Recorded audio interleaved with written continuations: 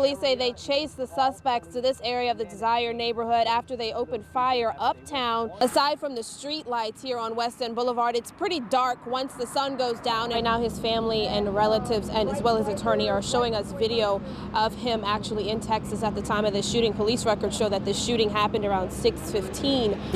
What do you do now? Headed back home? I'm going home. Joseph Allen was released from prison just about 20 minutes ago. The first thing he said when he walked out was he's glad to be going home. There's a state of concern for a large community of people here in New Orleans. This afternoon, I've been speaking with the principal at École Bilanque, one of the French primary schools here in New Orleans. Gun instructors say what's most important is that gun owners remain responsible for the guns in their own homes so they don't end up in the wrong hands. If you look, the sidewalk is actually about 12 feet from where they've parked. And Casey, just a few minutes ago, these guys were running right past you. Hey guys, yeah, we saw Ian pass. He flew by us a while ago. We're out here with bigger bunches of groups coming through right now. The 89-year-old was just getting home from a senior center when the attackers approached him and stole his car. But he says he's not going to let this incident steal his independence. This is these people's job. They pick a mark and they go for it. And Tuesday, just before 2 p.m., this elderly man was the mark for two robbers in Mid-City looking for an easy target. When I saw one on the street and one on the sidewalk, there's two against one. Plus he said he had a gun in his pocket. So I just went along with the program.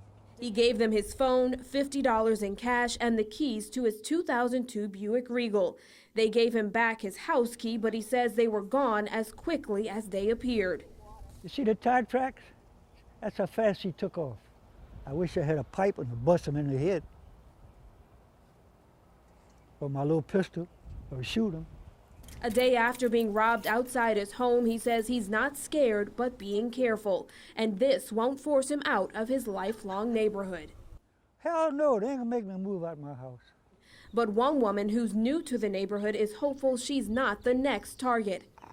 I don't like it. Like, you know, I'm 25 and I live in this neighborhood, but I mean, it could happen to me too, you know. I mean, it can happen to anybody. Yeah. It shouldn't be happening anywhere, but how do we control these people, you know? Meanwhile, this World War II veteran, whose motto is "Every day is a good day," says he won't let this keep him from living. I want to live till I'll be 100. Not 101, 100. So he spent the day back at his favorite senior center and getting a rental car. I'm enjoying myself. I try not to let nothing worry me, period. The city's latest crime suspects are possibly the youngest yet, seen in this video running from car to car and taunting a man who tells them to stop. I saw the kids across the street coming back and forth. It looked obvious like they was up to something. Danny Hamilton was doing construction work on this Royal Street home Friday when he saw two kids rummaging through the bed of a parked truck, so he told them to get lost. Once I said that, the kids turned to me and started, you know, what, mind your own business, mind your own business. Hamilton says the 11-year-old pulled a pistol from his waistband and threatened to shoot him. These kids didn't have no fear, they had no respect, you know, so all I did was yell, "Cops." There's the cops right there, and then they took off running. Hamilton says he had no fear either, but he wanted these kids off the street. I went and jumped in my truck, and I went driving around the streets looking for the kids. You know, I was not gonna let them little kids run around here with a gun before they end up killing somebody, hurting themselves. Police later found them about a block away. The 11-year-old was booked into the juvenile division for aggravated assault and illegal possession of a firearm by a juvenile. The 6-year-old was taken into custody, then released to a legal guardian. It just so happens that the home that Hamilton's been working on for the past year is owned by a man who started a foundation to show kids that there's more than one way to survive and make a living. These kids need a future. The homeowner, Ben Falk, is the director of Positive Vibrations Foundation. The nonprofit will begin offering free music workshops next month to give children an alternative to crime. This is the reason why we're doing what we're doing. Get the kids off the street and get them interested in something and let them know that there's other ways that we, to use their time. Hamilton also runs a nonprofit called Tinker Elves that collects toys for deserving children. He says these two kids need more than a slap on the wrist. He says they deserve a helping hand. I would love to help those two kids, show them there is a better future. because all they need is guidance. Our camera was rolling as thunder rolled loud and strong over the city as storms were moving through the CBD.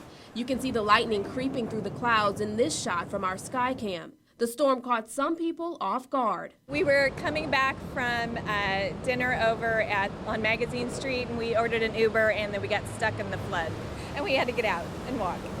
Did they make you pay? I don't know. I'm going to request a refund. Not the end to their night these Cali girls were expecting. We're not used to the rain, so this is like a shock for us. It's crazy. Bring some of your rain over to California. Yeah. In the rain, crews worked quick to chop up this large oak tree. One of the branches fell across Washington Avenue at Constance. Cars were driving through flooded streets uptown. No problem for this Hummer coming up Camp Street. But a different story for this sedan, submerged in nearly 2 feet of water at the Magazine Street on-ramp to the Pontchartrain Expressway. Police were blocking the entrance to keep other cars away. On the same ramp, only yards away, these ladies were caught in the storm trying to change a flat tire. That's when the thunder struck hard. Cars were driving in the dark in the 7th Ward, only lightning brightening their way with power out along one side of North Claiborne and Elysian Fields.